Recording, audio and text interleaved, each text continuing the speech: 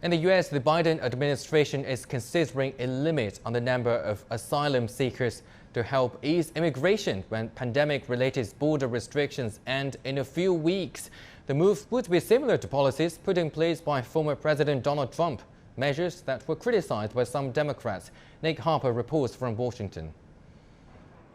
A migrant camp on the Mexican side of the U.S. border. Many of these people have travelled hundreds of miles through South and Central America in the hope of entering the United States. The authorities ask us to clear the camp and to move to a shelter as colder weather is coming, but we don't want to leave because we think that here, before this wall, we're putting pressure on the U.S. people so that they let us get in. At the start of the COVID-19 pandemic, the U.S. enacted strict border policies known as Title 42.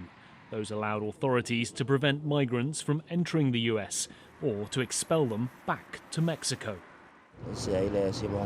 We tell the government to have a conscience that it is not for fun that we migrate, but that we migrate to work for our children and our families.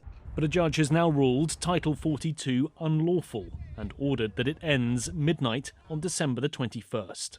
When those restrictions end, the Biden administration expects migrant crossings into the U.S. to double.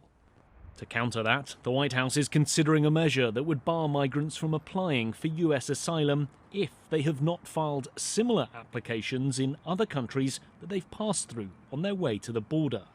The Department of Homeland Security says no such decisions have been made, but the White House admits it is weighing up several options. So we've been preparing for this. We've been working to accelerate asylum process times to those without a legal basis to remain can be removed promptly.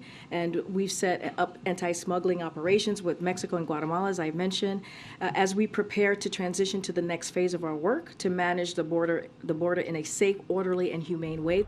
The asylum restrictions could be similar to the Trump administration's 2019 transit ban, a policy that was ultimately struck down in federal court.